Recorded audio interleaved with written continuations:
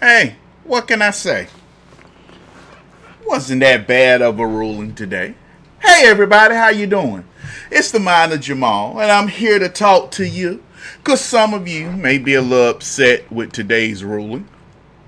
How are you doing tonight? Mac 22, Pistol Sticks, Uncle Rostas, Darmo, Chatterboss.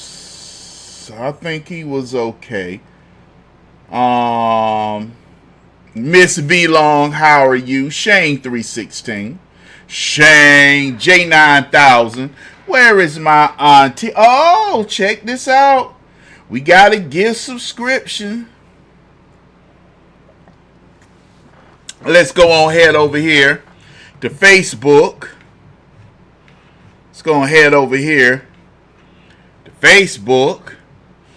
And we're going to switch here. We're going to apologetic. We're going to see all profiles. Okay, well, let's go over here. Now, as you see, my super producer Shane, of course, made sure that we did it. He made sure that we did it.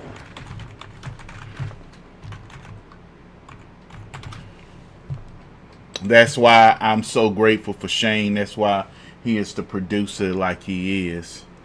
Let's go over here to Facebook. I wanted to go and so people can see.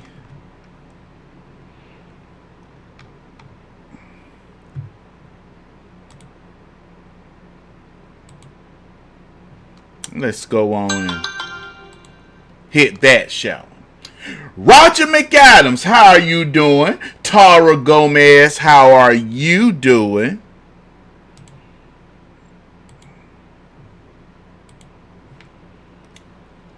Roger, okay, let's see. Tara Gomez, Roger Adams. Let's see. I think is that everybody? Melvin Stewart, I got him. Dorothea Smith. How are you doing, Miss Dorothea? Amanda Brock Farrell. I think I got everybody. Tennessee. All right. Shane, of course. And then let's come over here. Now, as you can clearly see, we do have a poll going on tonight. We have a poll. Do you see the birthright citizenship loss as a huge defeat? Yes, I really want it. No, it was a gamble. It stings. I wanted it, but we won 3. New court with turncoats wouldn't. I knew this court with turncoats wouldn't. So there you go. I knew this court with turncoats wouldn't. So where do I stand with this? I knew it was a gamble. I knew President Trump was gambling on that.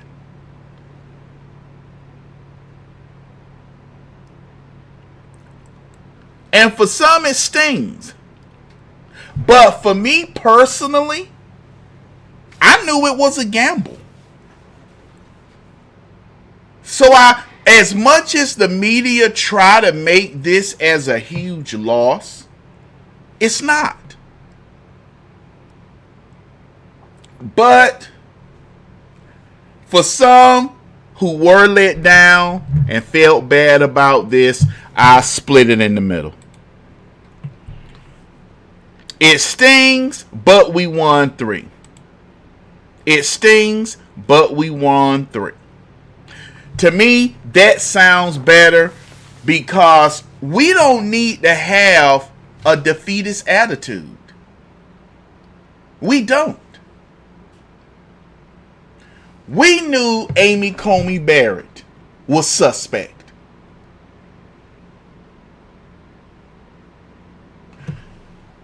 Yes, we can praise Mitch McConnell for getting conservative justices and judges on the bench, but he kind of threw a little wrench in there. Amy Coney Barrett was put up there because Lisa Murkowski and Susan Collins wanted a female justice. When Ruth Bader Ginsburg died, when she kicked the bucket, they wanted another female to replace her. They wanted a female to replace her. And they went with someone who allegedly had conservative values. And everybody was talking to President Trump. Make sure you don't talk to this justice about what you can and what you should choose and all these things, telling President Trump he shouldn't talk to him. To me, that was the dumbest thing in the world. Obama, when he talked to Kay Hagan and Judge Sotomayor, he wanted to make sure they could what? Uphold reproductive rights.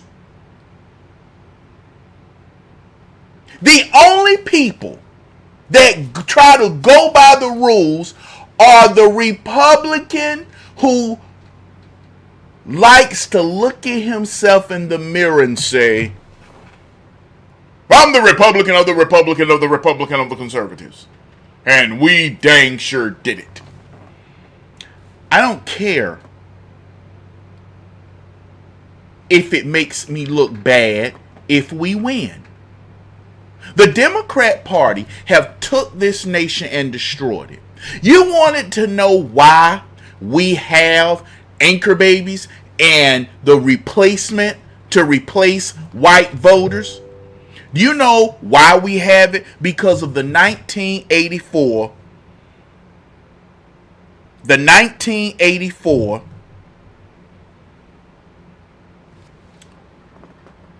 election. When Ronald Reagan won 49 states, white voters saw the Democrat Party for what they are. Socialists? No, they saw them playing with socialism. They saw them playing with DEI, and they rejected it. White voters rejected it. That was a shellacking. But Republicans got suckered into, we don't need to look racist, so let's go on and do amnesty. We don't want to look racist, do we? We need to do amnesty. And that was the dumbest thing in the world. And I know some of you may not want to hear this, but you can blame this on Reagan. This is why I say Donald Trump is the greatest president, Republican president we have had since Eisenhower. Ronald Reagan fell for it.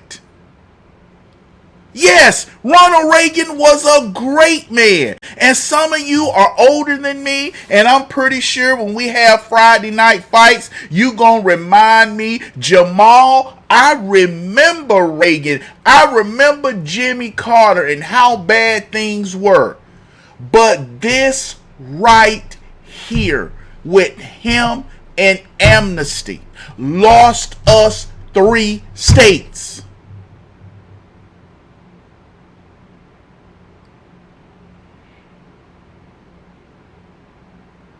Lost us 3 states. California, Oregon, Washington. The state that has our first president's namesake is the most radical, is the most progressive state in the Union. The one George Washington would have marched troops to throw them out. Now, some of you may say Amtrak horn. Oh God, Amtrak horn is so annoying. Every time you turn around, Amtrak horn, she always calling, talking about Washington. Amtrak horn. But you know what? She lives in that state. She lives it. And the The Republican Party is feckless in that state because they're trying to gain just power to get in a position. A lot of Republicans just want to gain power to get in a position. They don't want to change anything. They want to run against something, but they don't want to change. Donald Trump jumped in and changed. Donald Trump was a Republican changer. He did more than George Bush. Both Bushes.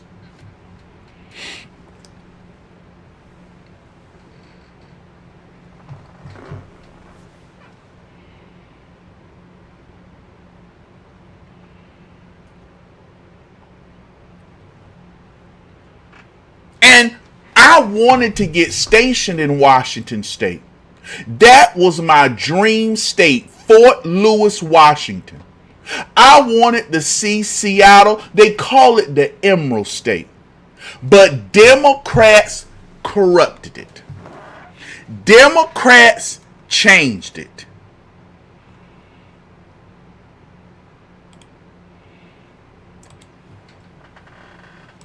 Democrats did that. You got nobody to blame but weak and feckless Republicans. Republicans allowed the Democrat Party to use our strategy against us. Why do you think we got these jungle primary states? Why do you think we got these jungle primary states? Because the Republican Party said we don't need to interfere in people elections. The Republicans should have sued California to make sure there's a Republican on the ballot every time.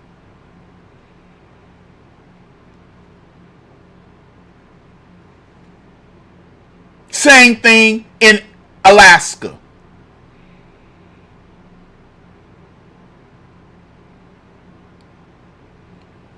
There are some Republicans who don't want to win. They don't want to rule. They want to just run against something and follow. And Donald Trump stood up and said he was going to lead. And that's what Donald Trump did. He led. Donald Trump led. He tried. He tried.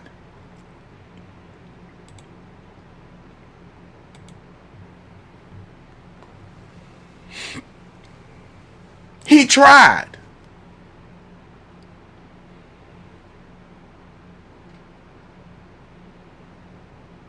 But you got Republicans.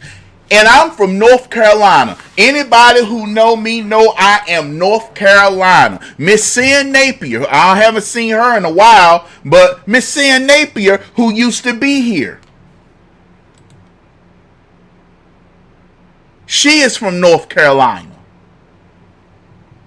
Every time you turn around, we've had two senators, Republican senators, back to back in their last term, screw President Trump. Tom Tillis and, God, what was our former senator name? What was North Carolina former senator name? I know it's Tom Tillis. And I'm looking dead at him. Richard Burr. And Tom Tillis. Both screwed him over.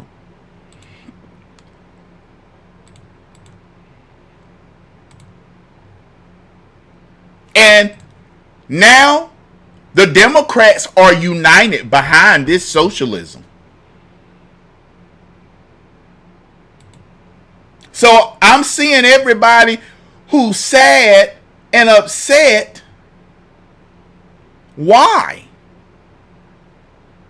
You knew. You had Republicans coming out saying, well, Donald Trump cannot change because of the 14th Amendment. Instead of saying, this is for slaves. this is for slaves?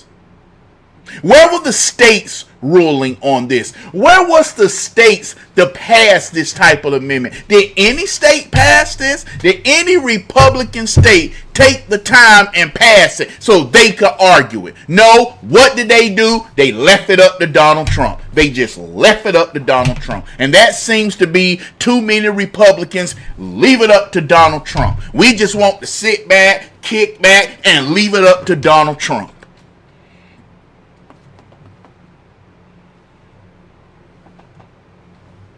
I don't know why you enraged. Rapper, I don't know why you enraged. One, we had the guy who sound like Wheezy Jefferson off the Jeffersons defending our case. I didn't even want to hear his argument. Well, we got to make... No. And Clarence Thomas made it best. Before we get started, I do got to thank the following people. I got to thank a bunch of people. Number one, we do have to thank. I got a new video I want to put on out here.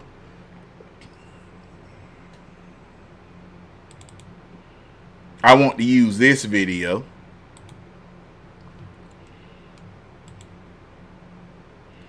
And I want to use this video.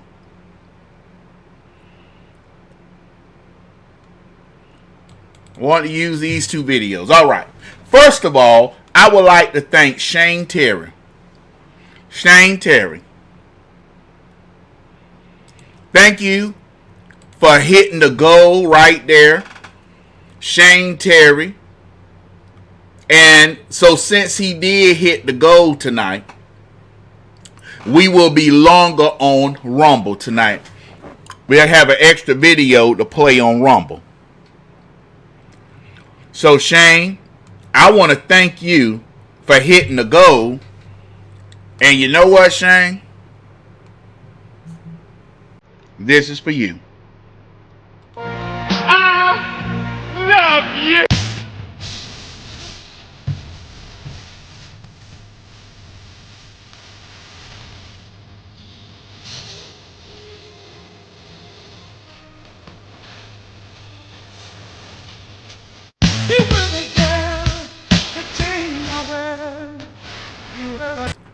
So I would like to thank Shane Terry for hitting the goal. Then I want to thank the following. J9000.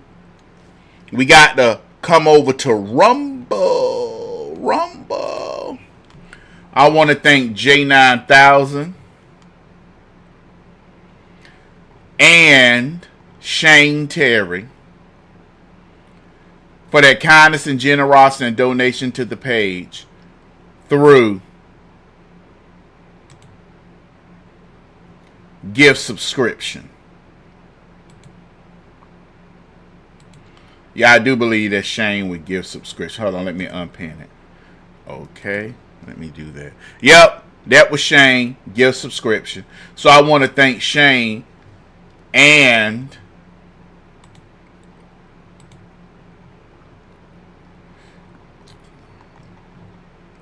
J9000 for the gift subscription. Hold on. Pin this message. All right. I love you.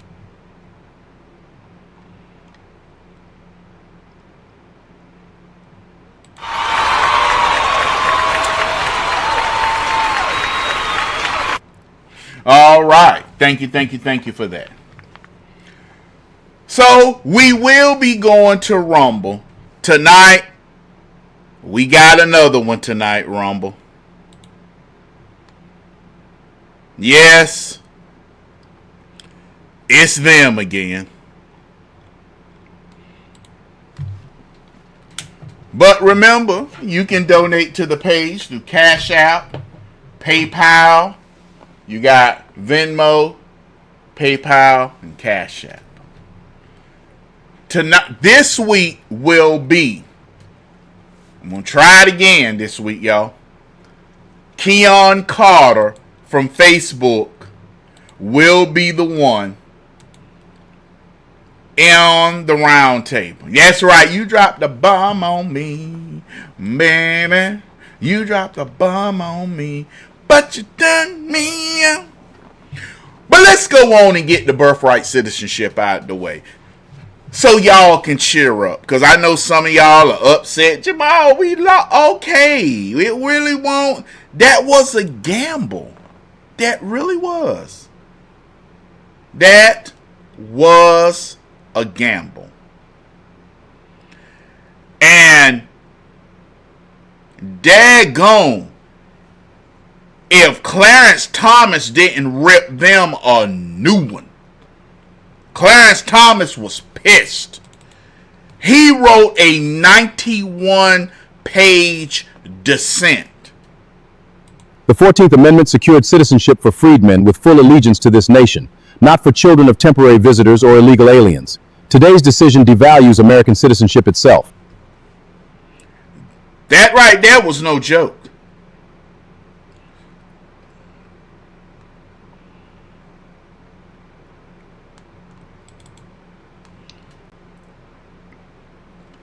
And I'm going to tell you, there were some people who made some, this is not good, and they pushed back. But you didn't hear this. They didn't want people to hear about how the Supreme Court justices did push back.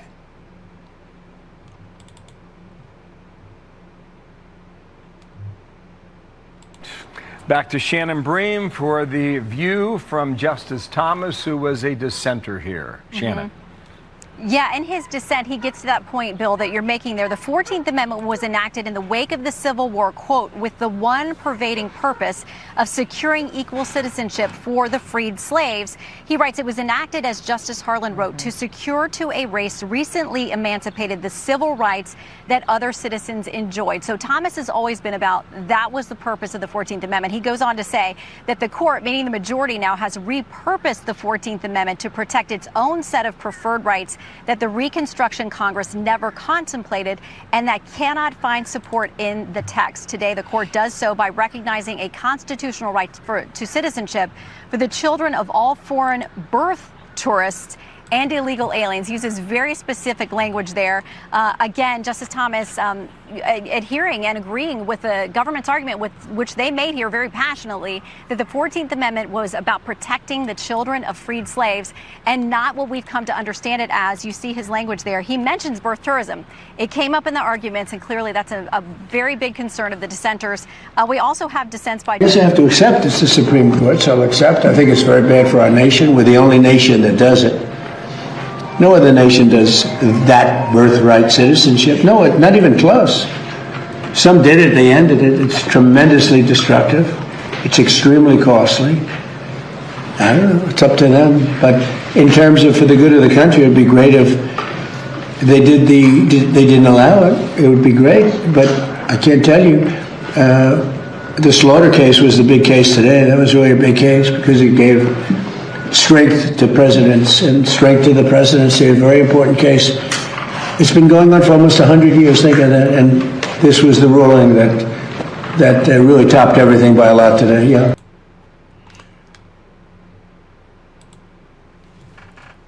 Do President Trump really sound upset? He was hoping. But Amy Coney Barrett sided with the liberals.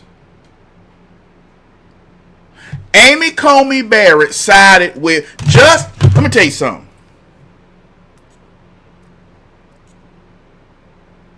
Justice Roberts ain't good for nothing. Justice Roberts is good for nothing, okay? He is just worried that the Democrats are going to pack the court. That's all he worried about. He just don't want his name ruined. He doesn't want his name ruined. he sounds disappointed, but he doesn't as well. That was a gamble. Anybody ever played a game? You can go out there to score 3-pointers and to win the game, but if you win your conference championship, if you lose the conference championship but win the national championship, that's what matters. Donald Trump still scored a huge victory. Trump versus Slaughter. That's actually huge. President Trump can go after the deep state.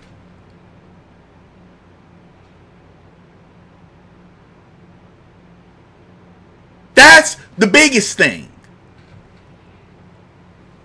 Robert's name been ruined. Rapper Robert's name been ruined ever since he was the reason we got Obamacare. Justice Roberts. For all rapper, I understand you may be a little upset, but you obviously don't know what Justice Roberts did. Justice Roberts is the reason we got Obamacare. It was Justice Roberts who found it and called it a tax. Obama said it wasn't a tax. The Democrats argued all during the Obamacare debate that it wasn't a tax. It was Justice Roberts who said, it's tax.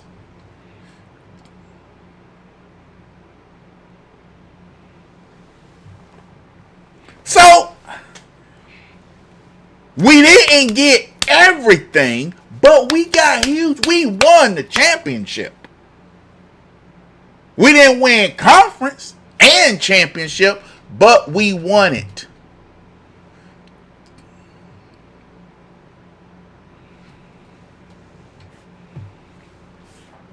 And we allowed the Democrat Party to put us in this position. You're right, Amtrak Horn. Obamacare is worse. And it's affecting people now. Many doctors were gone.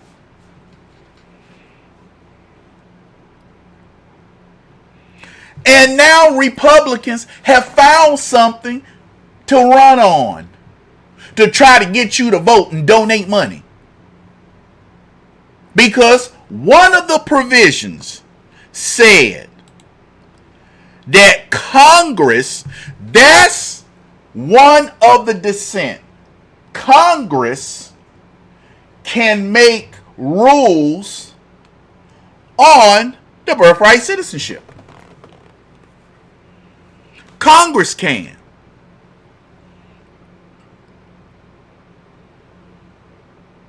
Congress can make a rule that you can't have it. Congress can touch it up. Was the right to have rights to freely participate in our political community. The framers of the 14th Amendment extended that promise to every freeborn person in this land. Justice Jackson adding in her concurrence that today's decision preserved a key principle at the heart of America, quote, that all human beings are created equal. But Justice Alito called the decision a risk to national security, outlining a scenario in which a woman from a country hostile to the U.S. comes here to give birth, then returns to a place where the child would be, quote, inculcated with hatred of this country, but free to travel on a U.S. passport with no restrictions in or out of the U.S. Quote, even if he plots to harm this country, he cannot be deprived of his status as a citizen. The president is looking to Capitol Hill to take action, posting on Truth Social, quote, Congress should start today to work on ending expensive and unfair to our country birthright citizenship. We need to address the issue as quickly and as efficiently as we can. Some are implying that, or suggesting that it may require a constitutional amendment, and as you know, that is a large undertaking.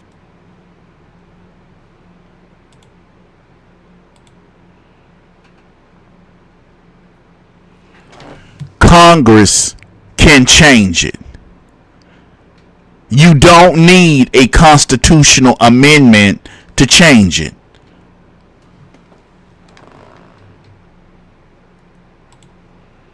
You don't need a constitutional amendment to change it.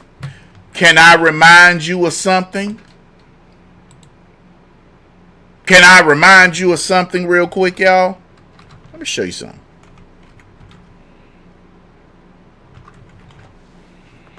Just let me show y'all real quick.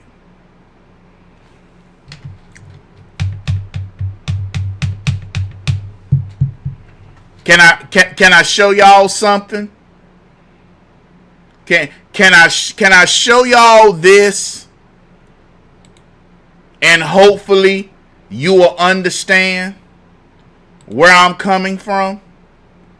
When I show y'all this, I want y'all to see this real quick. I just want y'all to see this, okay? I just want y'all to see this. The 14th Amendment says about that you can add some restrictions. Jamal, the Supreme Court said you can't do that.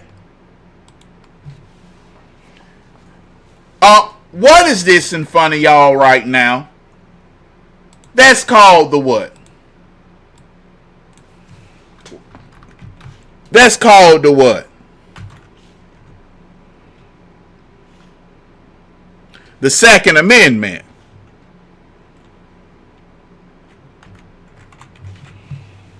Isn't that called the Second Amendment? And it says, a well-regulated militia being necessary to the security of the free state. The right of the people to keep and bear firearms shall not be infringed. Now I want y'all to look at that if you don't mind. I want y'all to look at that. Y'all agree? That's what the Second Amendment says? Everybody agree? You ever heard of something called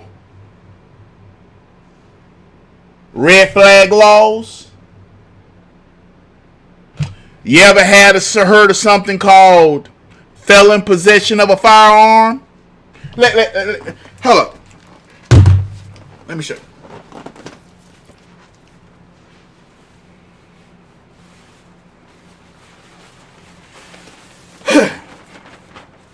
See this flag? You see this flag right here? It says Second Amendment. Is this for everybody? Is this for everybody? No, it's not. If you are a felon, this ain't for you.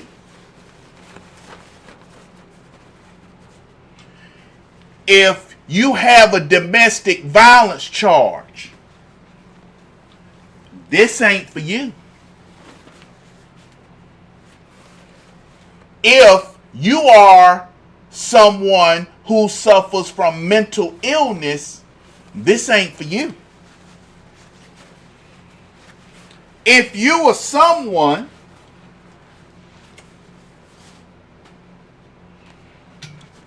who have been addicted to drugs, that's not for you. So tell me again how the Republican Party cannot fix this situation and get legislation to pass it. If you want to get mad, start forcing the Republican Party to do the same thing with the 14th Amendment that they've done with they have allowed to do to the second. How many Republicans come on TV How many Republicans come on television, campaign on gun rights, but understand that they don't want a felon to possess a firearm? They don't believe if you and your wife got into a fight, you shouldn't have a firearm. Heck, you and your husband got into a fight, you shouldn't have a firearm. How many now support red flag laws that a judge can take your firearm until court's over? How many support if you believe someone is a danger, they don't have a right to have firearms? So somebody tell me how we can't fix this situation through Congress. Rapper, you writing too much. Rapper, calm down. That's too much. I know you ain't the only one over there, rapper. You're writing too much. I shouldn't see a whole. This ain't the Jamal and Rapper show. Calm it down. This ain't the Jamal and Rapper show. Calm it down. Calm it down a little bit. I should be seeing everybody comments. I don't see nobody else. If you on you now, if you are on Oh no, I didn't hear about that, Jitterbug. Did you hear North Carolina legislator just override your governor's veto? Oh, okay. Now, I'm going to be honest with people. Don't write and say, well, Jamal, rappers always commenting and nobody else is commenting. Now, I understand his argument there. Well, Jamal, ain't nobody else saying nothing. If you watching me on YouTube, comment. Because at least rapper respond to what I'm saying. Gotta admit that about rapper. At least he responds.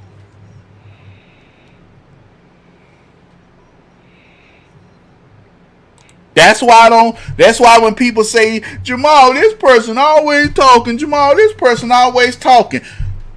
What you doing? What you doing? At least he talking. Now, I ain't got that problem over there on Facebook. Facebook, everybody up there talking. Ruby Widge, 1992. Waco, 1993. Ben Cokes done stepped in and threw haymakers.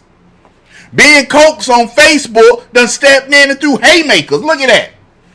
He done stepped in and threw haymakers. Remember Ruby Ridge?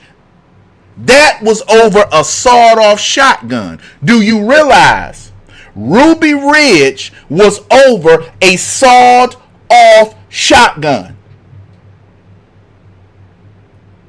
Waco, Texas, they may have been crazy in the Branch Davidian, but they were upset because they had a bunch of guns. If you look at Ruby Ridge, that was over the selling of a sawed-off shotgun. Matter of fact, that should get some love. That's a good comment, Ben Coates. I like that. Ben actually did that. Ben had a good comment. That's a good comment, Ben. Real good comment. Tar Gomez says, look at New Mexico talking more about push. Dad, she mad. Look at talking about more push. Dad. Y'all can see what I'm talking about. Miss Tar Gomez said, look at New Mexico talking about more bullshit. That's going on here in New Mexico when all of a sudden the governor speaks about fentanyl. Look at that.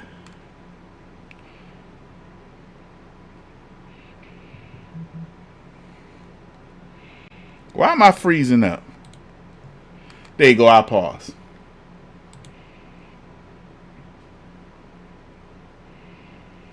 Remember that. They have found ways. We have to demand it out of the Republican Party. We have to demand it out of the... I love Rapper 10,000. I ain't gonna lie, I love Rapper 10,000. And I tell him now, I love Rapper. Yep, for increased ICE cooperation and sanctuary state. Okay. I love Rapper 10,000. I don't mind. Tell people I love Rapper. Rapper do a lot. I love Rapper 10,000. But every now and then, if he start writing too many comments, say, Rapper, calm it down. And he'll start right back up. He'll write like normal. He'll Rapper wait about 3 minutes, and then he'll start back up. That's all. Just want to give people, as y'all can see, just want to give people a chance in here to be able to comment. That's all. So I can be able to see their comments.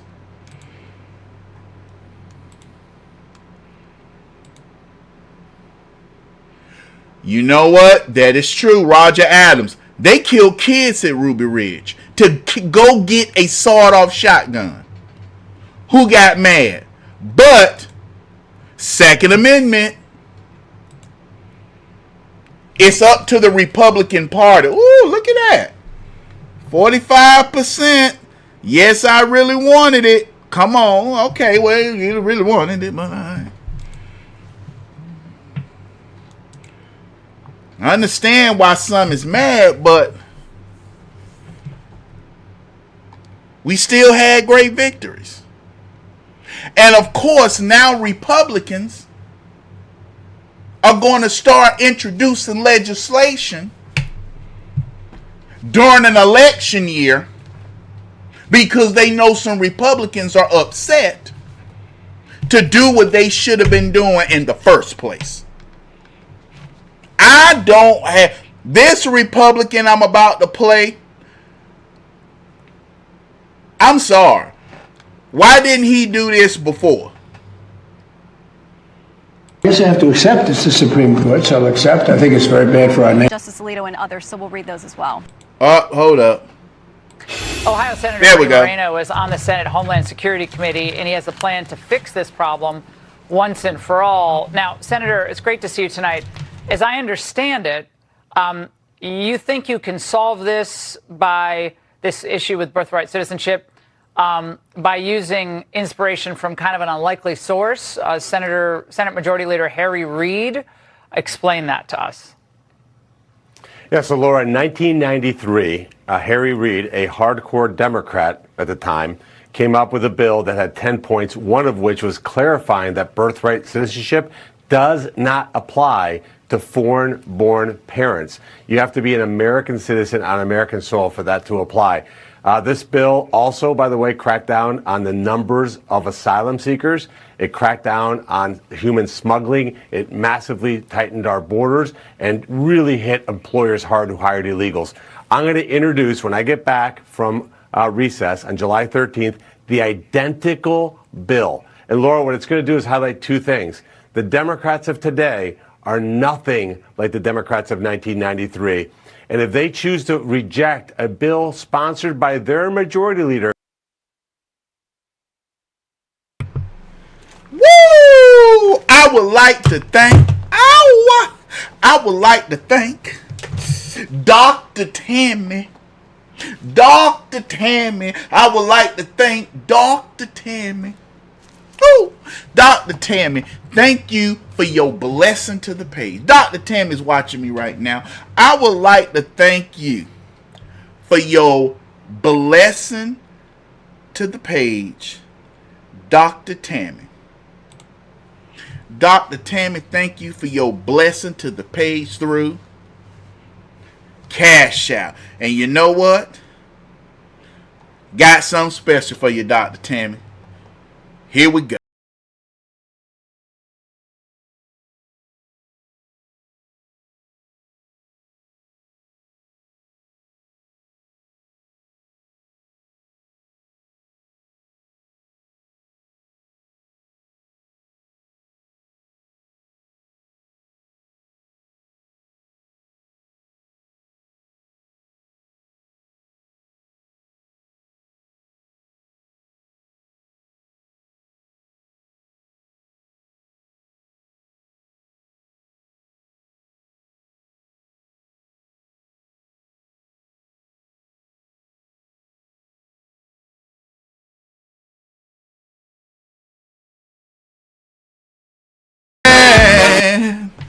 Thank you, Dr. Tammy, for your blessing to the page through Cash App.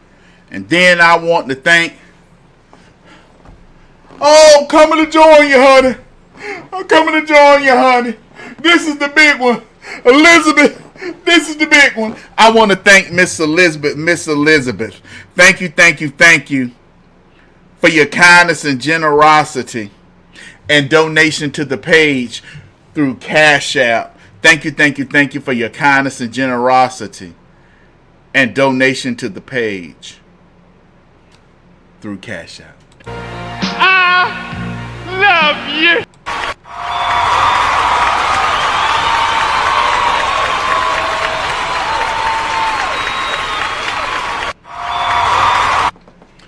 Dr. Tammy, thank you for your blessing to the page. And of course, it's Theodore's birthday. Happy birthday to ya. Happy birthday to ya. Happy birthday. Happy birthday to ya. Happy birthday to ya. Happy birthday. Happy birthday. Happy birthday, Theo. Happy birthday. Happy birthday to ya. Happy birthday to ya. Happy birthday. Happy birthday to ya. Happy birthday to ya. Happy birthday. Happy birthday. Happy 57th birthday. You old enough to be my big brother. You old enough to be my big brother.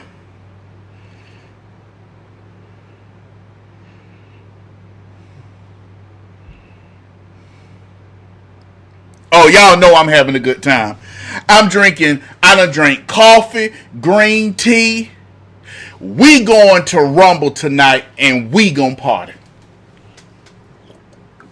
If you didn't know, now you know.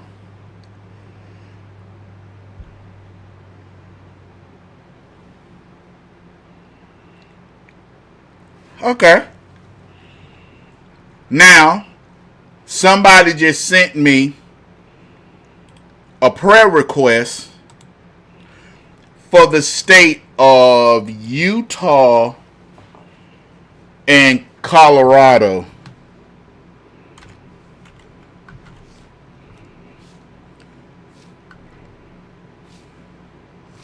They lost 3 firemen.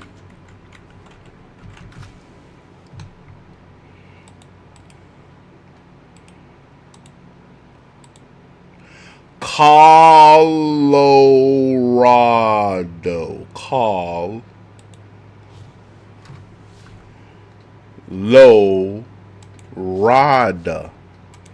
Colorado. Hold up. I know how to spell Colorado. Colorado.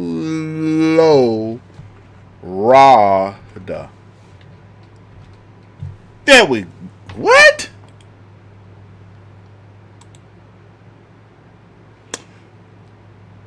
Colorado. I forgot how my teacher said spell it.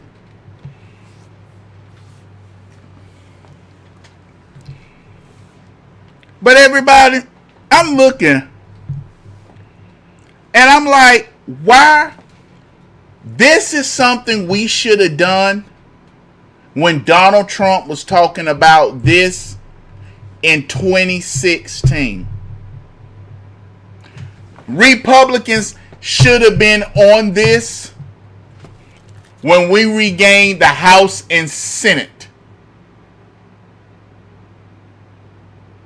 We should have been on this before Donald Trump wrote it. There should have been legislation going through right then, right there when Donald Trump came. What Republicans have done is sat right there on their hands and let Donald Trump do it.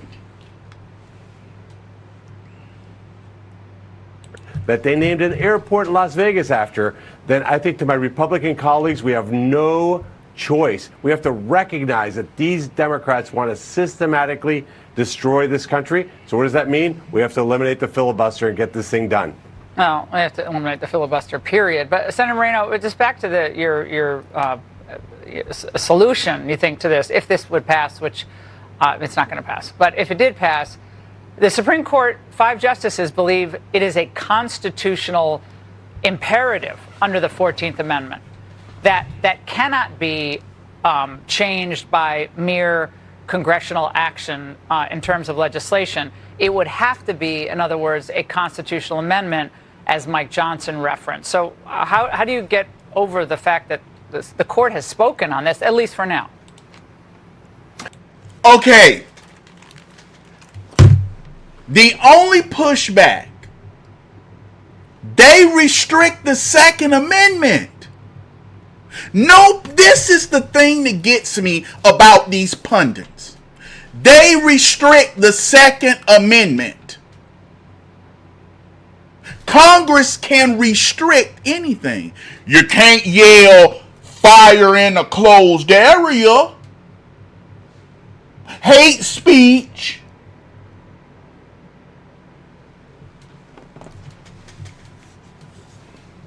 Or, okay, if you have a baby on American soil and are an illegal immigrant, you automatically lose your child. Your child will be put in foster care to be raised by the state, and you get thrown out. What about that? Huh? Oh, there are some ways you can use the law. If you have a child and are an illegal immigrant on American soil, you forfeit your right to the child. You get sent back while your child stays here and is raised by the state.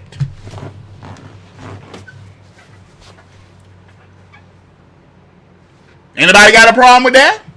Oh, you know I'm going to mention that again. Matter of fact, that's going to be hopefully, if somebody disagrees with that, y'all can bring that up. Y'all can bring that up.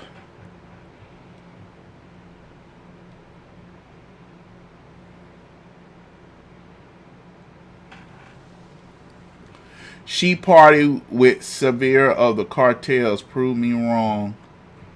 Oh, who partied with the cartels? Who partied with the cartels? Somebody said somebody partied with the cartels. Who partied with the cartels? Oh, replying to Targa Mail. Oh, gosh. This woman was partying with the cartels? Cartels? Ooh. Woo.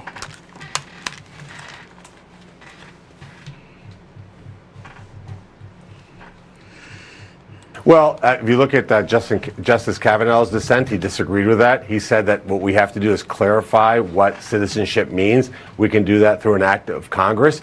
And if we pass that bill, and I don't say that we can't. I think we can. I think we can and should get 50 votes for that and prove that, again, the Democrats of today, Laura, are people that would. Congress could consent with the 14th Amendment or otherwise enact new legislation establishing exceptions to the birthright citizenship.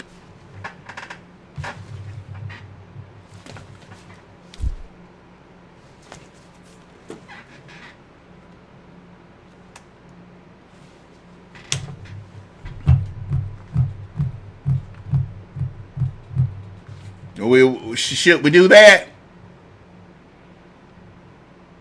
Have been considered far left extremists outside the political norm back even in the 1990s. And then if somebody wants to challenge that with the Supreme Court, I think we have an opportunity in Justice Thomas, which you mentioned. His 91-page is a must-read for every American. He lays out all the facts. Kavanaugh's on our side. I think we can flip Barrett and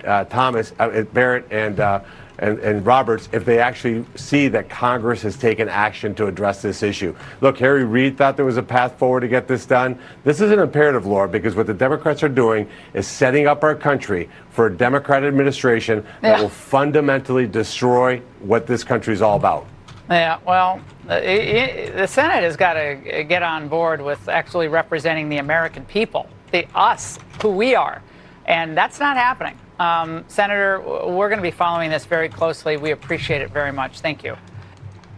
Be sure to like and subscribe for all the Fox News latest on YouTube and catch full. Anybody ever think to try that? The legislation.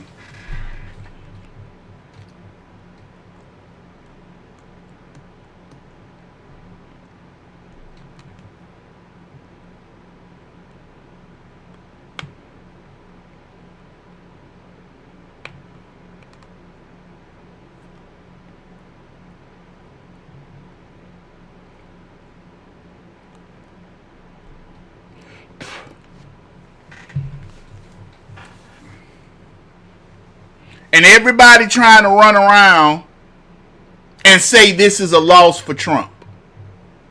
No, this is a wake-up party for Republicans. The same way they restrict the Second Amendment. Find a way to do that. But now let's get to the victory, shall we? Shall we get to the victories that got everybody just crying, and they know this is not good for democracy, because this going to give Donald Trump a power no president can have, and liberal Democrats are losing their minds. Trump v. Slaughter. Trump v. Slaughter gives him the right to fire all those that's in the deep state. And they said the courts can't do nothing about it. I want y'all to realize what happened. Amy Coney Barrett got this part right. The president can fire you if you're not doing what he wants, if you are in the executive branch.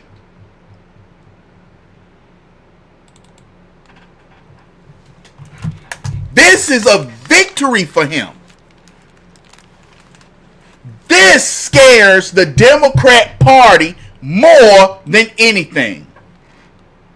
Do you realize these courts now have been put in check? The courts have been put in check.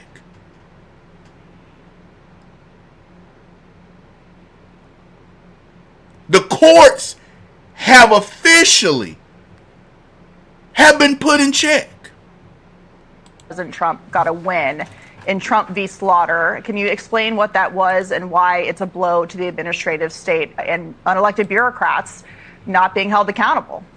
This is a very important decision, possibly will end up being the most important decision of this whole term. It says that the president is in charge of the executive branch, and we don't have a fourth or fifth branch of government. And so all of these alphabet agencies, the FTC, the FCC, the NLRB, the SEC, all of these things, the president has to be able to remove the members of these boards, the commissioners, and so forth. This overturns a 90-year-old precedent. The court has been hinting at that incrementally for the last 15 years, called Humphrey's executor. President Trump got a win in Trump v. Slaughter. Can you explain what that was and why it's a blow to the administrative state and unelected bureaucrats not being held accountable?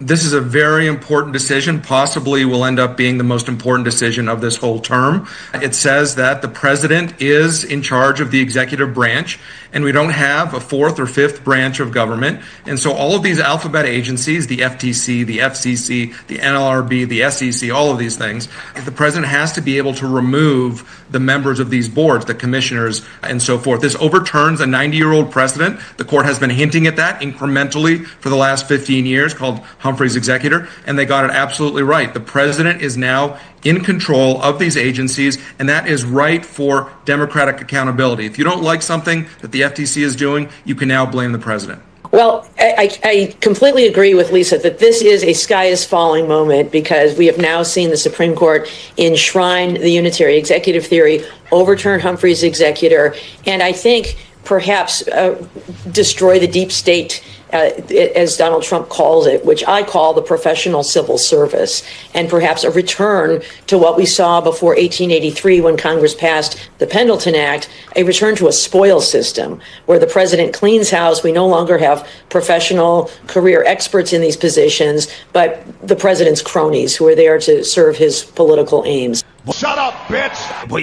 Please. So we got to talk about more liberal media meltdowns as a result of the Supreme Court decision execute against Trump. Don't know, and effectively makes FT. Meanwhile, the Supreme Court a lot more power. Okay, as president. Now I got this video from Black Conservative Perspective, and I'm appreciative of him. That's why I want to let you know that's where this come from. This is him, the Black Conservative Perspective. If you're watching him on YouTube, he has some of the most awesome breakdowns, but he does have a good job of bringing all these videos together, and being that he already have used them, that's how I keep from getting copyright strikes. See how he has his video breakdown, it keeps me from getting a copyright strike. That's why this video comes from the Black Conservative Perspective. The United States, aka again, it prevents Democrats from being able to stage a coup against the sitting president. And the Supreme Court is basically confirming that the president can be the president, right? If you work under the executive branch, the president is your boss, and you are subject to be fired by your boss, just like anybody else in the private sector, right? If you work under somebody in a state that is at will, which means that you can be fired for cause, right? Or without cause, right? Then, yeah, you know, you are subject to be fired at any time, right? So, Doge, dun, dun, dun, dun, Doge. All those workers about to start getting fired. And y'all just don't realize, while this is going on, no judge can make the president put them back in their job. It is what it is. That's basically what the Supreme Court is applying here, okay, to this decision for these so-called independent agencies. And the mainstream liberal media, they are terrified, absolutely terrified of this ruling. Take a look. Meanwhile, the Supreme Court also cleared the way for President Trump to fire the heads of most independent federal agencies at will. It was a 6-3 decision this time. The justices ruling Trump can fire Rebecca Slaughter from the Federal Trade Commission, overturning a unanimous decision from the court in 1935 that protected the independence of government agencies.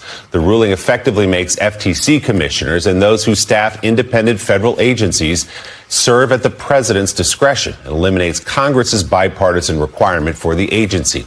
In a concurring opinion, Justice Neil Gorsuch wrote, quote, "Independent agencies are not so independent after all."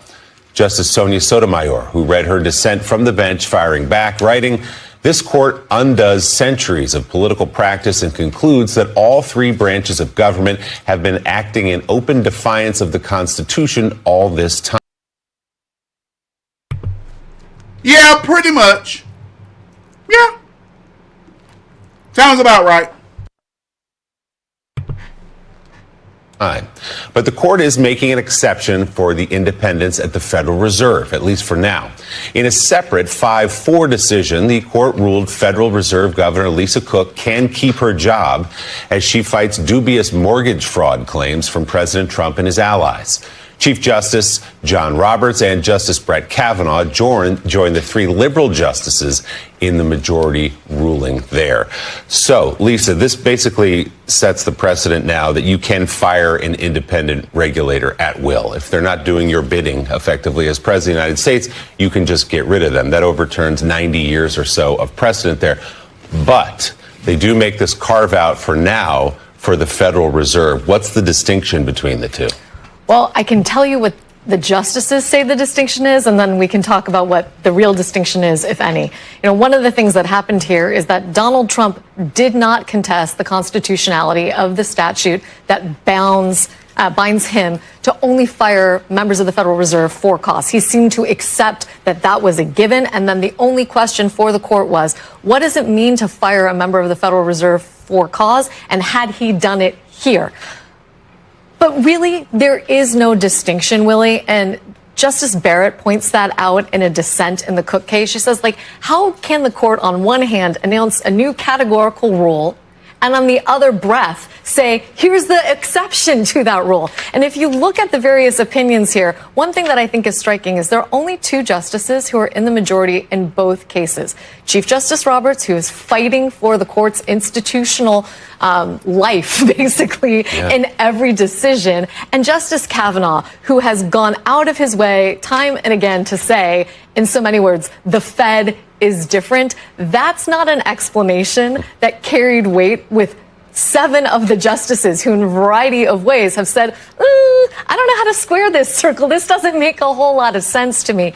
And the other thing that I want to point out about the Slaughter opinion, that's the opinion through which they have said the president now has the power to fire members of independent agencies or these multi-member commissions. If you read Chief Justice Roberts' opinion in that case, one of the things that is really scary about it is it's not just about independent agencies. It suggests that the president has the constitutional authority to fire any subordinate, meaning he doesn't just have the power to fire Rebecca Slaughter. He might have the power to fire somebody like Maureen Comey, a career prosecutor here in the Southern District of New York, who was fired basically by a letter that says, pursuant to Article 2, you're fired. Right?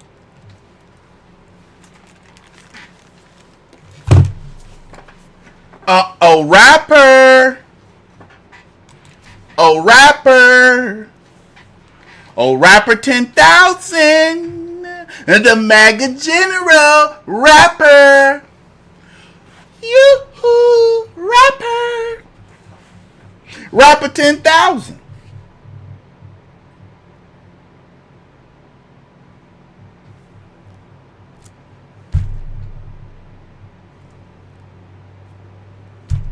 Is that not bigger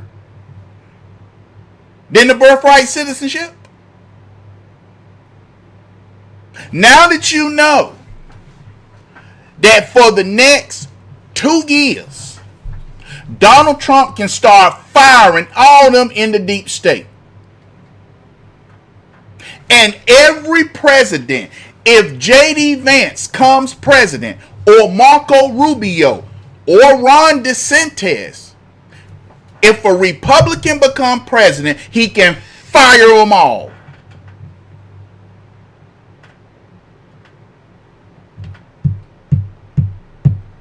Now let me ask you, Rapper 10,000.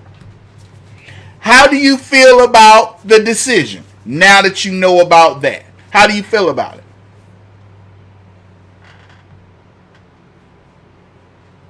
Major win there. Okay, do you feel now, everybody who was upset, where's my beautiful auntie? Where's my beautiful auntie? She's not here tonight, okay. Because she was my beautiful auntie. I love her. I love my auntie, Miss Yvette. I love her to death. I love her. But she was a little upset and a little down by some of those decisions. But I told her,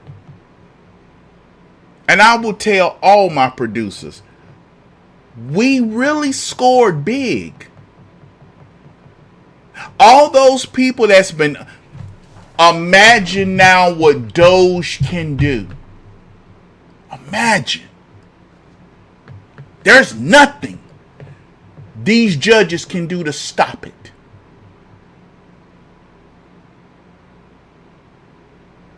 They can't do a blanket. No, you can't do that. If a district judge, if a federal judge says you can't fire all these people, all Donald Trump got to do is go straight to the Supreme Court with it. Emergency. Put that on state. All of them fired. And you notice He does that. Haven't you noticed Donald Trump has done that?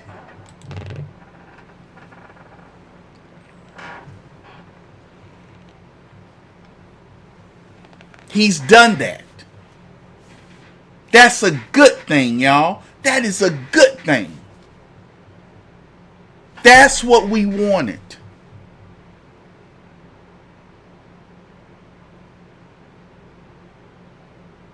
We wanted that. That win right there puts Donald Trump in the driver's seat.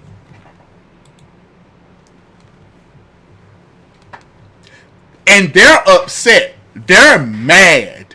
Now, some people will say, Jamal, why you got to use somebody else's video? Well, number one, because I have a job and I work and I listen to these people. And he's somebody, and he's someone, Black Conservative Perspective is someone I listen to. I like how he coordinates all the videos together that I listen to as I go along, and I can be able to do what I do. See, even Rapper done got a little smile on his face. Even Rapper done got a little kick in the step. Even Rapper done got a line. Okay, Jamal, I feel a little bit better. You see? And seeing liberal Democrats cry about it.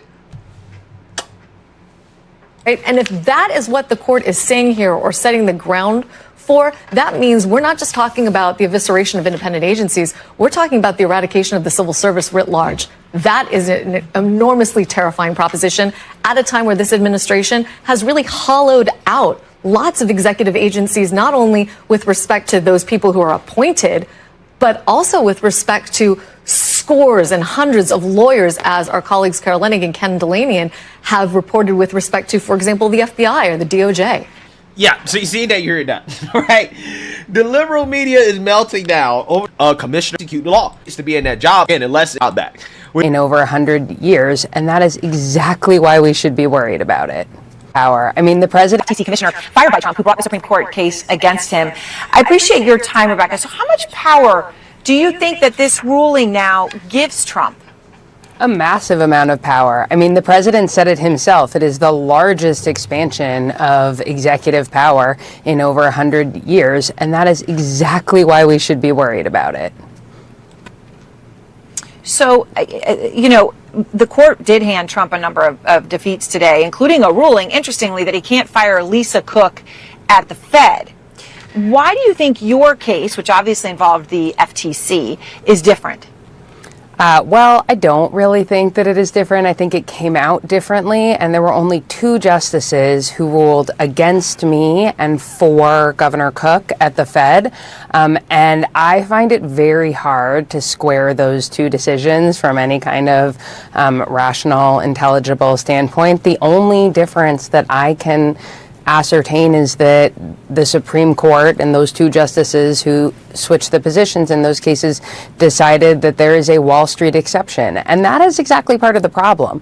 I mean, the FTC, it sounds like part of the alphabet soup of agencies, but it's the agency Congress set up to be bipartisan, multi-member, and independent in order for it to be able to check the most powerful corporations in the country and keep them from getting ahead by cheating and lying to the American people and enriching themselves at the people's expense. And so for working people who depend on agencies like the FTC and the other independent agencies, the Supreme Court has said, no, we will not have that independent check. You will not be watchdogs anymore. You will be lapdogs. But for the Fed, which has some responsibility for Wall Street, the Supreme Court has said, okay, but you can stay as a watchdog. And I think that that's really problematic. So Chief Justice John Roberts wrote for the majority, and he wrote, Rebecca, in the ruling, and I quote him, "The president must have the assistance of officers he can trust. Although it is up to the Senate to decide whether to confirm those with whom the president would prefer to work, neither Congress nor the courts may saddle with him with those with whom he cannot work. Subordinates who exercise the president's power are subject to removal by him." And it continued. But what do you make of that argument that Trump won the election, and he gets to pick anyone appointed and get rid of those he doesn't like. Yeah, so that's essentially the theory of the unitary executive. It's a theory to which Chief Justice Roberts has been an adherent for a very long time. But I think it is inconsistent with both the constitutional system of checks and balances. Oh, shit, man. I can't stand that Trump. Boy, she mad. Oh, shit, man.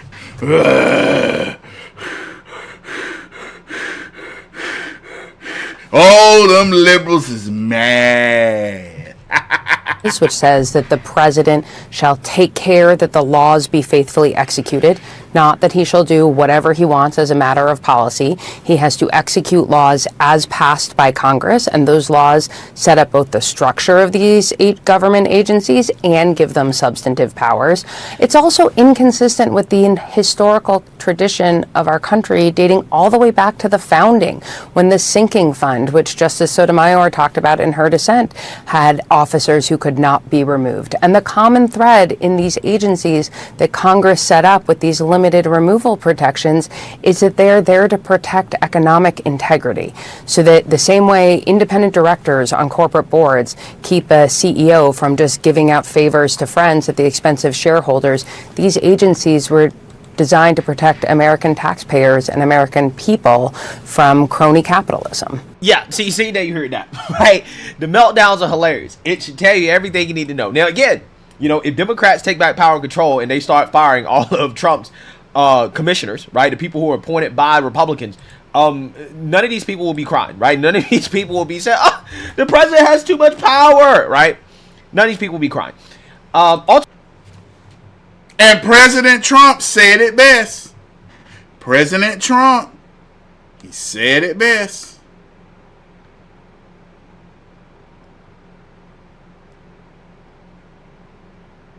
Big win just moments ago at the Supreme Court, in the Slaughter case, confirming presidential power in our country to remove executive branch officers and agency appointees, or representatives, under Article 2. This decision was long sought by United States presidents, dating all the way back to the 1930s. It is such an honor to be the sitting president who won this historic and unprecedented ruling, one of the most important ever given with respect to presidential powers. Thank you for your attention to this matter. President Donald J. Trump. Have said, look, you don't see any of that in the Constitution. There's no hybrid animals. There's no. And you see, I got to go use the bathroom. And so I'm going to let Fox News play this because this is John Torley. He's a really good, he's a really good, take on this. So now, are you all you who voted and said you really wanted the birthright citizenship? Yes, that was huge. This is the championship.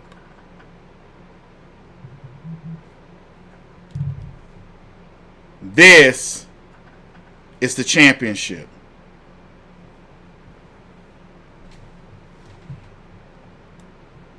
We did not win the ACC tournament, but we won the NCAA tournament. To speak in Shane terms, because y'all know Shane is from Alabama. Shane loves his Alabama Crimson Tide.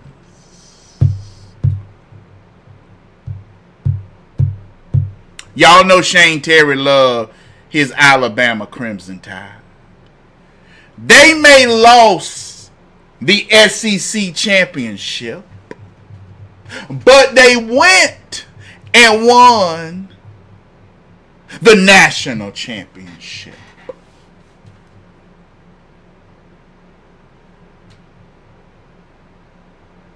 Now, I would like to hear if y'all think the birthright citizenship. Now, put in the comment section. Do you believe the birthright citizenship is the national championship and this is the conference championship? Do you believe President Trump ruling, being he can fire people, start clearing out the deep state? That's the ACC tournament. And Birthright was the national championship. Or do you think like me? We won the national championship with this. I got to run to the bathroom. I'll be right back. That had to do with a case by the name of a woman, Rebecca Slaughter. And the question was whether or not the president had the power to take independent federal agencies, the heads of those agencies, off of their job without cause. You know, Professor, it sounds like there's a bit of a contradiction the way I'm reading it.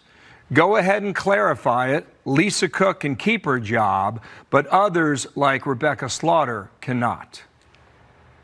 Well, at issue in this case, obviously I've not read the opinions as it just came out, but at issue in the case was a rather old and established precedent called Humphrey's Executor. And in that decision, the Supreme Court said that Congress could create a type of hybrid creature within the executive branch, could create a commission that the president cannot dictate who are members of, can remove those members. It barred that. It said that, in fact, Congress could create one that insulated the members from a sitting president. That has always been controversial because many scholars and many judges have said, look, you don't see any of that in the Constitution. There's no hybrid animals. There's no legislative branch, an executive branch, a judicial branch. So if they ruled against Slaughter and in favor of the administration, that would be a significant increase in executive power. And in combination with the immigration cases that were just handed down, it would be a particularly good week or so for the administration. This was a bit of a surprise we just saw in that election day decision. That was 5-4. It was a real Burma shave. But it came out against the GOP. This one would be actually very welcome news, even if Humphrey's executor were to survive for the administration. It looks like Humphrey's executor is overruled, but let's get to Shannon Bream. She's been taking a look at this. And you have, in particular, Shannon, you're looking at the FTC case, which seems to have been a win for the Trump administration. Yes, it says to discharge the duties of his trust from the majority opinion, the president must have the assistance of officers he can trust. So this is this idea of him wanting people that will agree with the agenda that he has as the executive. It says it's up to the Senate to decide whether to confirm those with whom the president would prefer to work, but neither Congress nor the courts may saddle him with those with whom he cannot work. And remember, this FTC commissioner, basically the message he sent to her was, you don't line up with the administration and my agenda and what I'm going to do. And he is, as the head of the executive branch, over a lot of these executive agencies in thought. So the question gets to whether or not this applies to different agencies. We know in the Cook decision, which was about a federal governor on the board, that was a situation in which they want the Fed to have its own independence. They think that's critical. Oh, here we have it. Thank you very much, Andrew. So we have the Cook decision. But I will tell you, in the Slaughter decision, we have a dissent from Justice Sotomayor where she says this. She says the court discards a democratic regime in favor of one that distorts the structure of government to fit the majority's theory of unitary total executive control. The president emerges with far greater power than before. That's on the FTC decision where the court has said they can dismiss. The Cook decision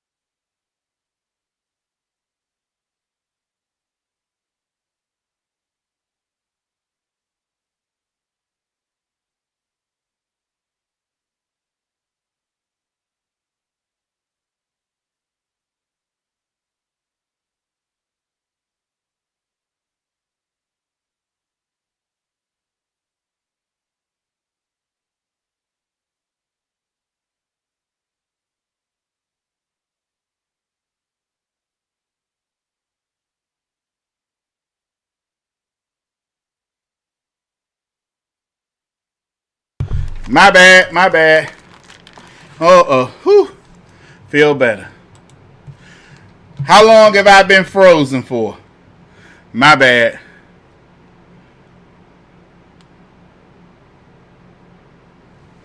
Whew. Okay. Now, that's huge. And then we won.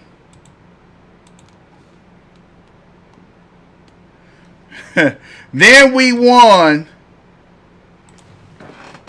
the one keeping women sports for women.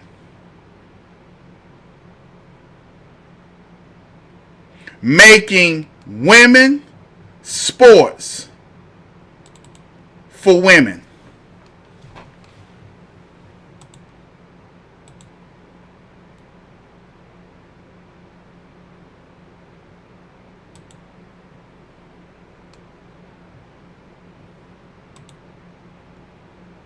Now, Democrats can act like they just wanted something Donald Trump wanted to lose. Okay.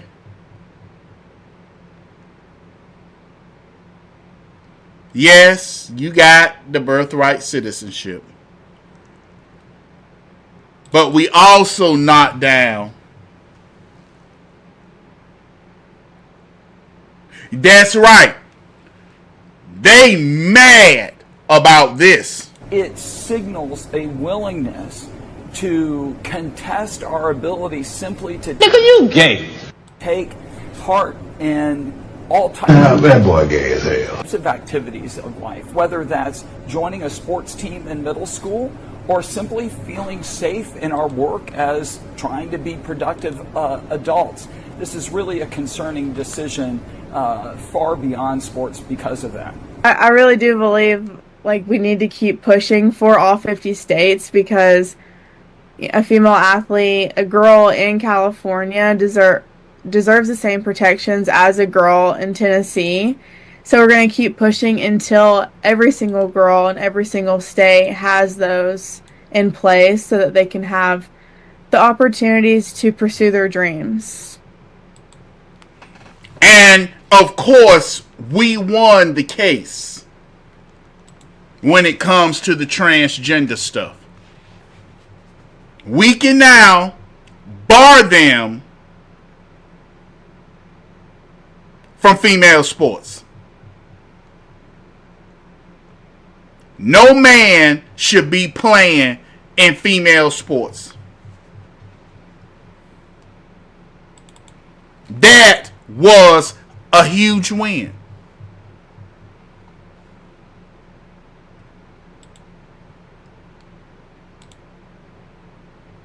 That was a huge win. And of course, you know, the liberals had to sit here, Ketanji Jackson Brown, Sotomayor K. Hagan. I can't believe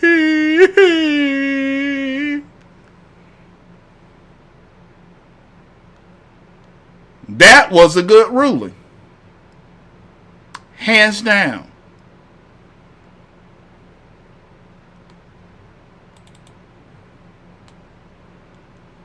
Let me see. Oh, is this Florida?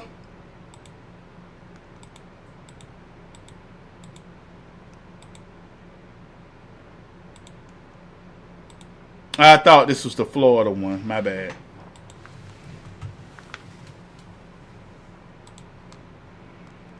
Let me see. Can I find the one video? Because they mad about this one. Oh, they upset. I can't believe this. I can.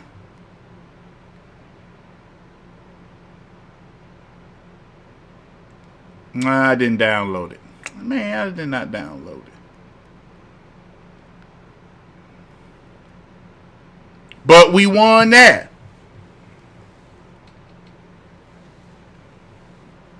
We won the video saying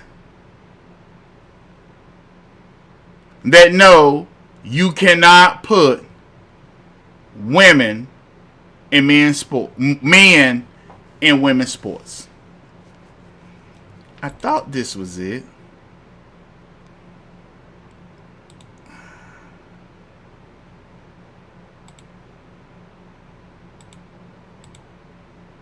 I downloaded a bunch of other stuff. I didn't get it. But you had also in the transgender case, no.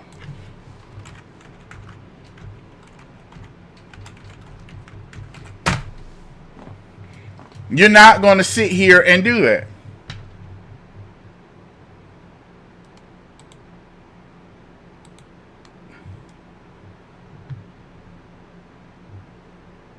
And these justices, no, reporters are about to cry.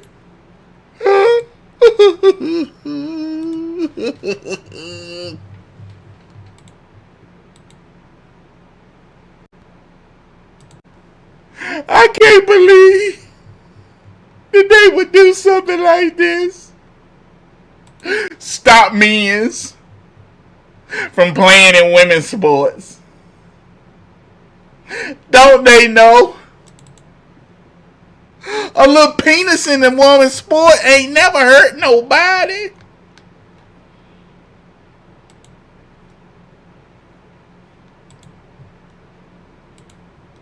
I don't understand why.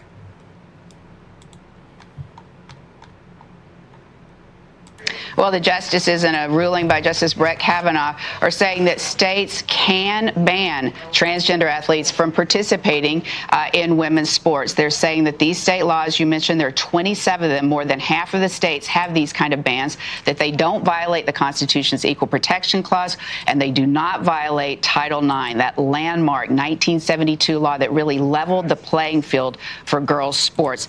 They're saying that these states have rational reasons for wanting to have girls and boys sports teams, and that states feel free to create those teams, draw those lines however they want to draw them, including based on someone's biological sex. So this means that those state laws that now ban transgender participation will remain in place. There are 2 other states that do it by policy, so a total of 29 actual bans, while other states, it appears from this ruling, can continue to proceed like they always have. If they want to allow it, then they're free to go ahead and allow that kind of participation. That would be exactly how the court handled its last major transgender rights case, when last year it left it up to the states to decide whether or not they're going to ban puberty blockers and hormone treatments for minors. Now, this case appears to be focused very much on sports. Justice Kavanaugh talking about why states may want to have male and female sports, the differences in the biology of girls and boys, and potentially safety reasons. It's very focused on sports, which means it doesn't resolve the broader issues about transgender rights. For example, the status on a passport or military participation. The court is also not deciding exactly how it wants to treat transgender rights in terms of their constitutional status. Are they going to subject it to kind of a heightened discrimination like they would racial discrimination, for example? They're saving those issues, those very big issues, for another day. But again, a major ruling, Tony, on an incredibly contentious issue that has divided the states across this country and our politics. Whether transgender athletes can participate in girls' sports, whether states can ban them from participating in girls' sports. Today, the court is saying yes, states are free to do that under the Constitution and under federal law, Tony. And it gets better, y'all. CNN was about to cry. CNN about to cry. We just got a really important case about transgender athletes in student sports. And it does appear that here the Supreme Court says that states can bar transgender students from playing on girls' sports teams. So this is expected based on what we saw in oral argument, but it's the latest in a series of defeats for trans Americans amid political backlash, especially in conservative states. Now, this is significant because roughly half of the states in this country have similar laws, but this is one of the big cases that we've been watching. We just got it. We didn't have a chance to go all the way through it, but it does appear that the Supreme Court is allowing states to ban athletes from transgender athletes from playing in girls' sports. Oh, they mad. They mad. So, we won. That's why tonight's thumbnail, and I got one more thing to talk about before we go to Rumble, because I promised Rumble Shane Terry donated, and it's because of Shane we gonna have a longer Rumble. But now y'all know why this is the pretty good wins. Now y'all know why I got that. It's pretty good wins. Y'all agree? Pretty good wins. What do y'all say? Do y'all say it's pretty good wins? Oh, they make me angry and sick too. Miss Dorothea Smith, they make me angry and sick too. Yes, they do. Now y'all see, it's kind of a big deal. We won.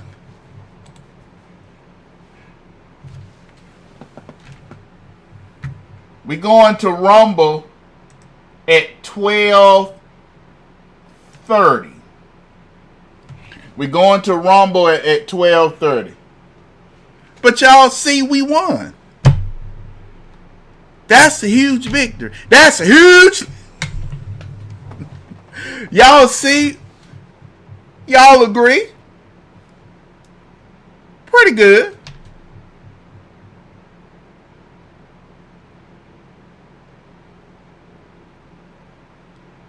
That's what you do. That's how you win. I consider that a good victory.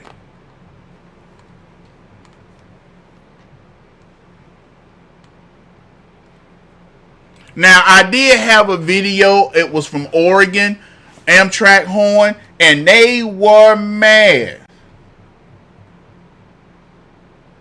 You know what, Michelle,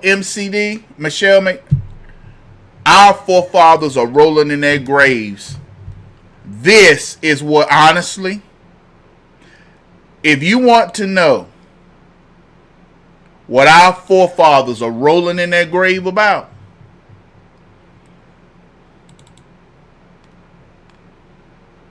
this is what our forefathers are literally. If our forefathers was rolling in their graves about stuff, if our forefathers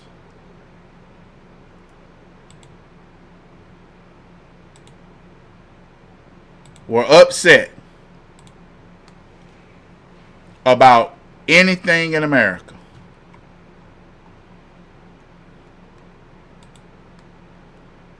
it would be this.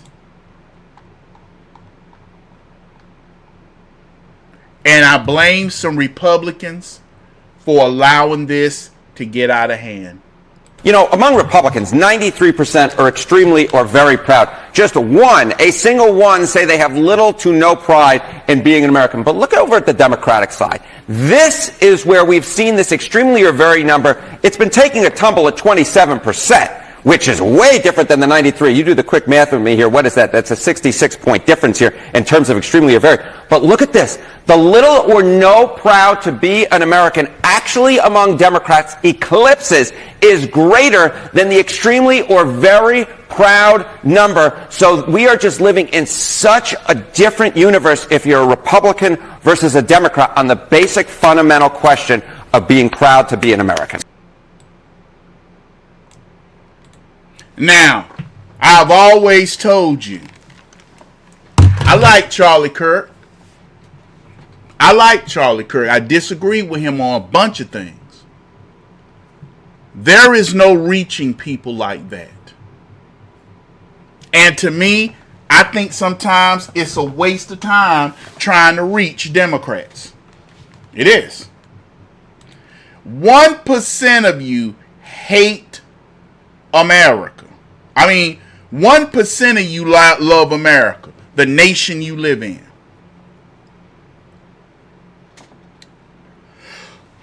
But real quick, I want to show y'all this. Tomorrow night, Lord willing, we live and see it because it's not promised. I may go out there and get hit by a bus, and if that happens, then I'm no longer alive. But if I'm here, I will be streaming live starting tomorrow from Mind of Jamal. This is where I will be streaming live from. Mind of Jamal.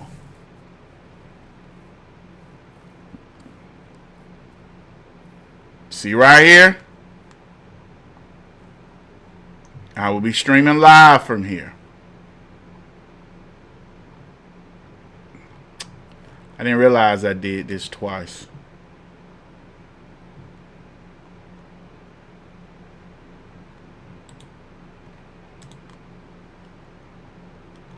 This is where I'll be streaming live from, okay? I will be here. Mind of Jamal. This is where I'll be streaming from tomorrow night.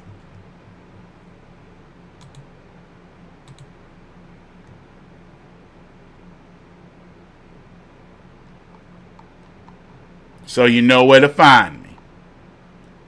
Jamal, we can't find you. Where you at? We can't find you, Jamal. I'm right there.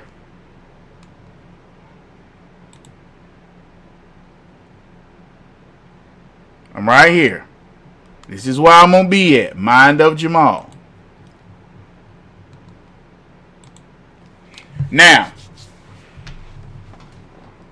when you go over to Rumble, please hit that like button. Because now as we going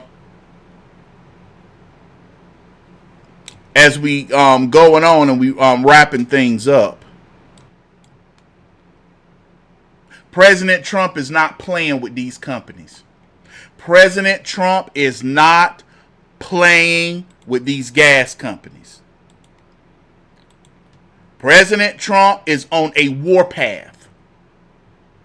He knows the price of oil has dropped significantly. The price of a barrel of crude oil has dropped to the way it should reflect. Nobody should be paying this amount of money when it comes to oil and gasoline. And Donald Trump have already put these gas companies on notice.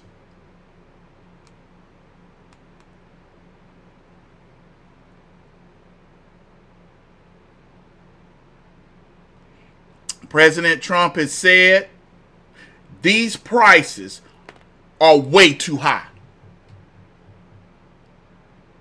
It should not take you 3 weeks if the barrel of oil has dropped to $72 to $73 a barrel. It shouldn't take you 3 weeks, a month, 5 cents every other day. No, you're supposed to drop. And President Trump is not playing. He is not playing at all.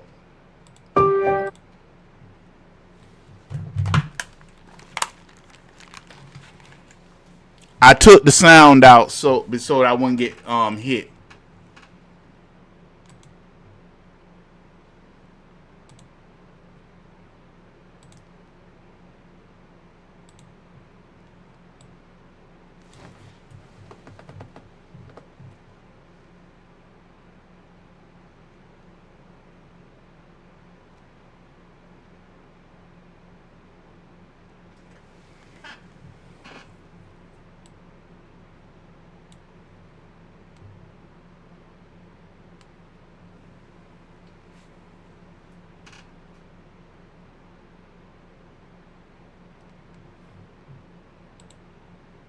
Now I want y'all to look at that. Gas right now should be as low as $2.50.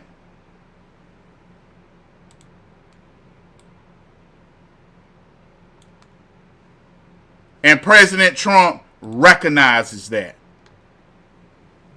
Oh, y'all ain't gonna be doing him like that. He let you know. No, buddy.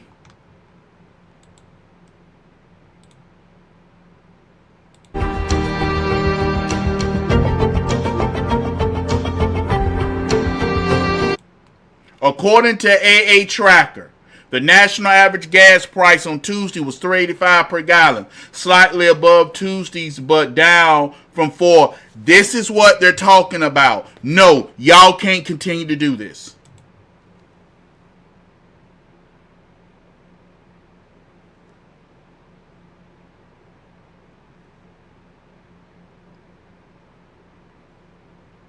They're price gouging.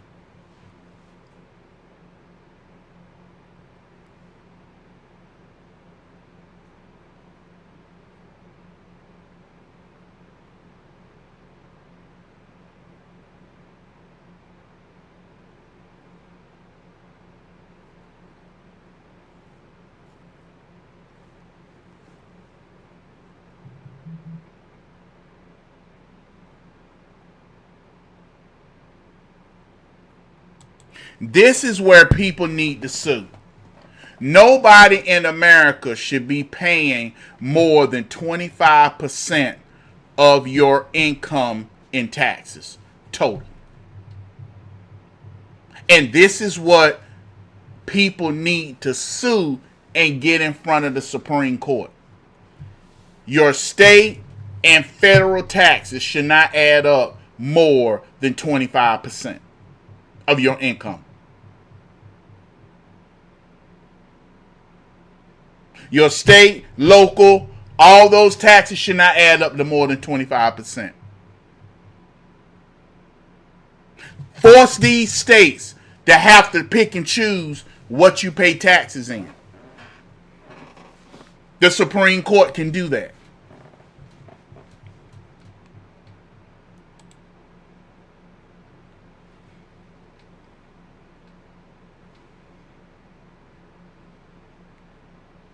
California's average gas is $5.43. That's ridiculous.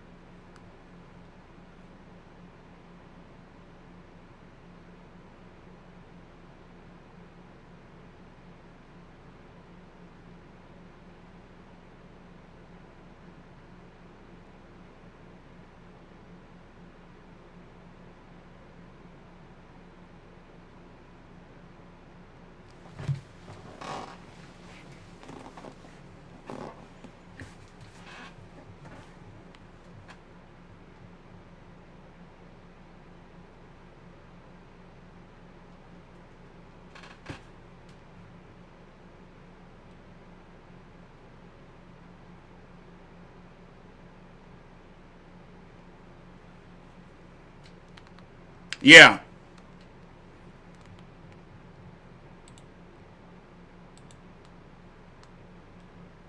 Innovation. That makes Treasury Secretary Scott Bessent happy because it means more revenue into our coffers. Mr. Secretary, great to see you. Good to see you all. Just punch the Secretary. You want to get tackled? We apologize. I'm pretty sure we know he can handle himself by the way he's handled the first year and a half. He's the one guy that punches back. I can take Brian. I don't know if I can, Mark. I don't know how I feel about that. But you're dressing a lot like me. First off, your feeling about being here today as Treasury Secretary. Look, this is a historic time. That, Brian, I think you and I are the only ones old enough to remember the bicentennial. I remember coming into unions it is an honor to be part of the, not only further the American dream, but to lift. Our economy is doing really well. We're seeing gas prices starting to go down again. And these Trump accounts, it's free money. If you have a baby that was born between January 1st, 2025, you can receive, January 1st, 2025 and December 31st, 2028, you can receive a $1,000 government contribution. That's free money. Well, that's free money. That's seed money for the Trump accounts. But I would encourage everyone with a child 18 or under to open the accounts, because many corporations, we've got over 80 corporations that are going to put money into Trump accounts. We've got great philanthropists like Susan and Michael Dell. They're putting $6.25 billion for the young people who live in zip codes in the bottom 80% of the income brackets. That's about $250 per account right there. And then we've got other people. Harold Hamm has adopted Oklahoma. Ray Dalio and his foundation have adopted Connecticut. So, and we think that up to 20 states may also contribute to these Trump accounts. This is a game changer. 38% of American households do not own equity. They teach financial literacy and to bring everyone into the American dream. All right. And so, Mr. Secretary, one of you guys' idea was to get the gas prices back down. Before the war, they were down. When the war happened, they went up. It has been said that they're gouging some of these oil companies. Do you believe that to be true? We'll see, Lawrence, that we've got a chart of how quickly the prices went up and how they followed crude, and we're going to hold them accountable on the other side. President Trump talked about it the past week. He had a very powerful Truth Social yesterday. So I would encourage all the gasoline retailers. Some of them are owned by big oil, some are independent, some are national convenience chains. I would encourage them to be good actors, especially in the 250th anniversary, because we're watching. So now it's down to $3.8. It's about 50% higher, 50 cents higher than it was a year ago today. But now you have the barrel of oil at $70 when you started, 71? Yep. $71. And we'll see how much flows through the strait today. So Larry Kudlow, who I know you like, says it goes up like a rocket, it falls like a feather. Can you put that in layman's terms? Yeah, that's what I was just saying, is that at the pump, they watch the oil price go up and the gasoline prices are going up, and they may already have gasoline in storage, so they're making an extra margin there. And they probably had record profits on gasoline retailing. Now it's time to do something for the American people. The administration says that you guys are saying that our country is entering the golden age. What does that mean for the future of America for the next year? Good. And I want to come back on the Trump accounts for a minute, because part of the golden age is these accounts are going to be invested in low-cost index funds.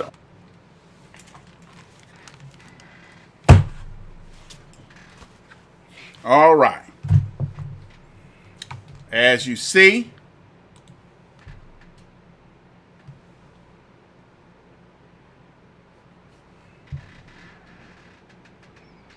it's time to go, excuse me, to Rumble. It's time to go to Rumble.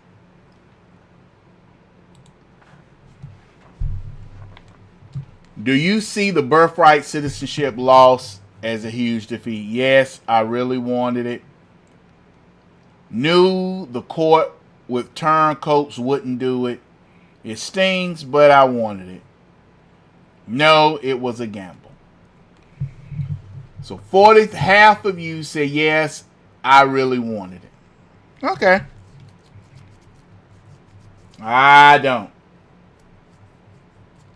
I don't see it as a huge loss, because I knew we was fighting uphill. But tonight we do want to pray for the firemen in Utah and Colorado. We want to pray for the candidates in Utah and Colorado. The firemen in Utah and Colorado.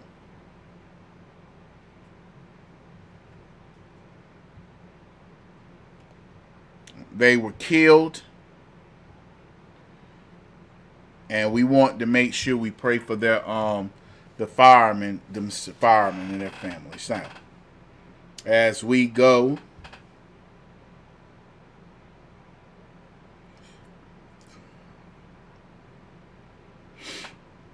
Okay, make sure Shane didn't text me.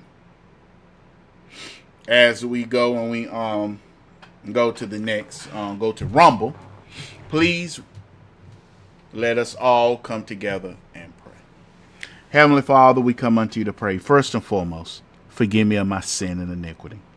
Lord Jesus, I ask you to forgive me of my sin and iniquity because I know I came up short. Forgive me, Lord Jesus.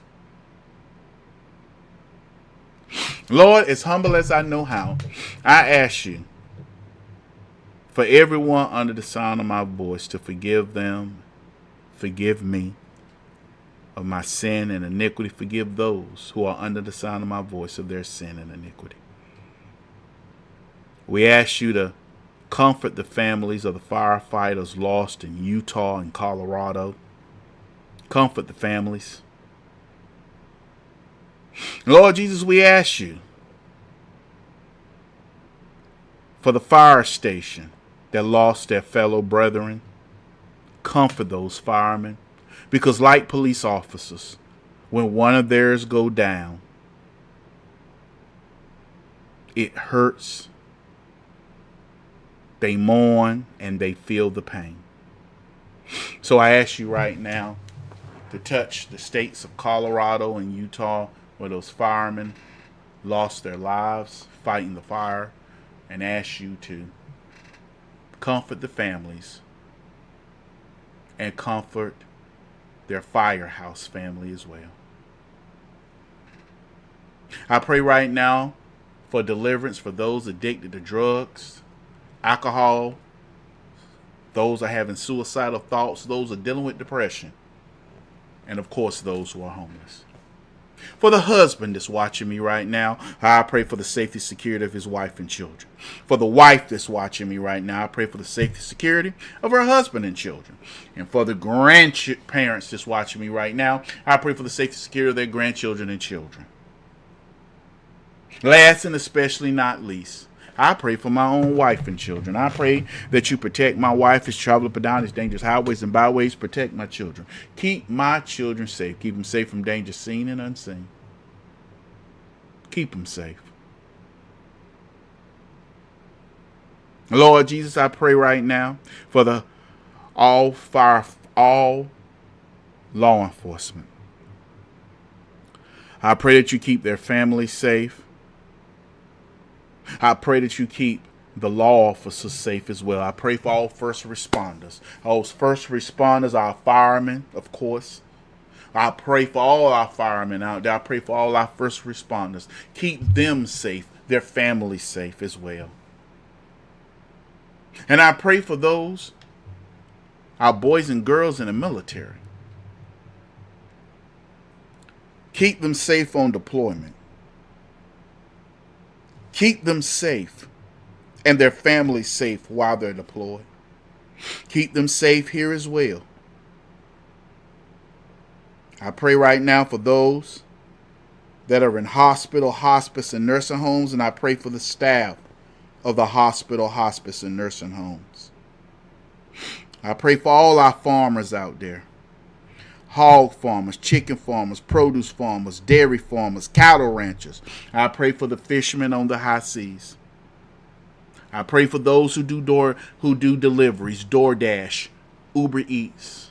Protect those who are out there doing DoorDash and Uber Eats. Protect them from those who want to do them harm, rob them, take their whatever they're delivering and their money. Protect those out there doing DoorDash and Uber Eats. Our postmen, Google, Amazon, UPS, our postal service, FedEx, protect them.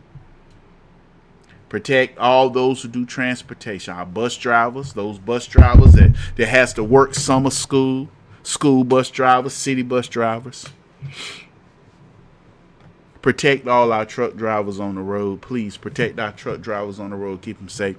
And protect our train conductors and train engineers and all the trains and tracks on the trails, on the rails and tracks.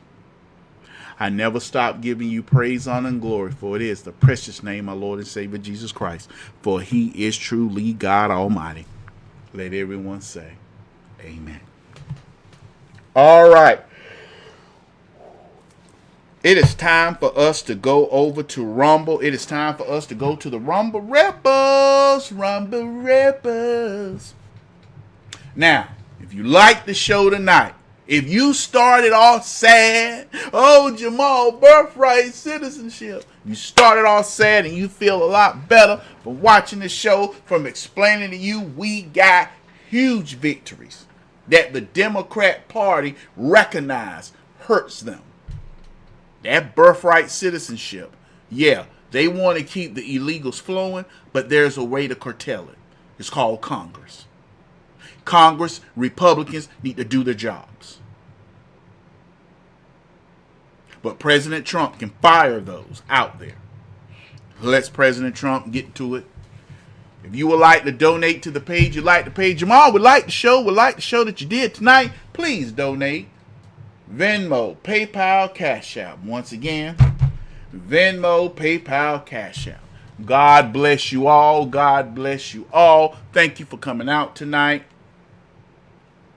I'll see you later. God bless you.